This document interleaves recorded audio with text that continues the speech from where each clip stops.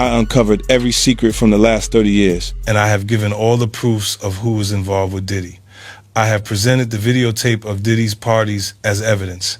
Now no one can save Diddy and the other celebs. Jay-Z, after watching the rest of the documentary, you'll understand everything.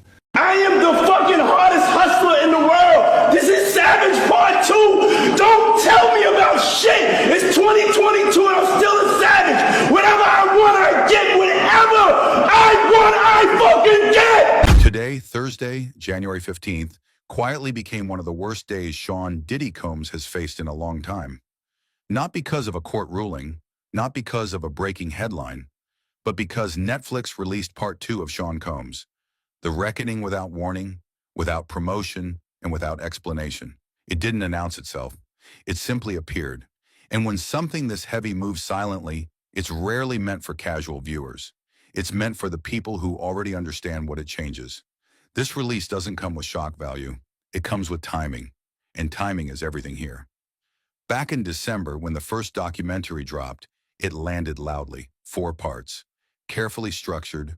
A rise, a fall, in a moment where the story appeared to pause right before everything collapsed. The industry reacted immediately. Conversations went quiet. Statements slowed. The tone shifted.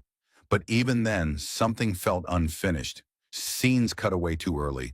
Questions were raised and never returned to. Certain names surfaced briefly, then vanished without context. And 50 Cent never denied it. He kept repeating the same thing in interviews and side comments. What people saw wasn't everything. It was what could be shown at the time. Part 2 doesn't explain that. It doesn't justify itself. It doesn't even introduce itself properly. It assumes you remember what was said before, and more importantly, what wasn't. There's no recap designed for new viewers. No hand-holding. No attempt to reframe Diddy's rise or rehash his public image. This chapter expects awareness. And that expectation alone tells you who it's really for. What immediately feels different is where the focus shifts. This isn't about public moments anymore.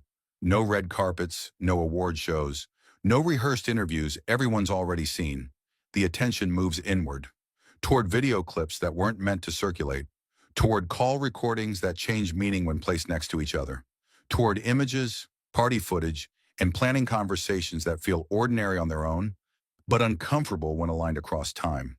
The documentary doesn't accuse, it arranges. And arrangement is powerful because it lets the audience do the work. The timing makes this heavier. This doesn't drop during a quiet phase. It lands while legal appeals remain unresolved, while civil cases continue without noise, while people who once spoke confidently are choosing their words carefully or not speaking at all. Silence at this stage isn't neutral. It becomes part of the material. Part 2 understands that and leans into it. Long stretches pass without narration. Moments sit longer than expected. Footage cuts away right when your brain starts asking questions. That restraint isn't accidental. It signals confidence. It says the story doesn't need to convince you. It just needs to be placed correctly. Before going deeper, take a second. If powerful people know damaging material exists, but it's never directly explained or denied, do you think silence is coincidence or strategy? Drop your thoughts in the comments. And make sure you like this video, subscribe to the channel, and hit the bell icon so you don't miss updates as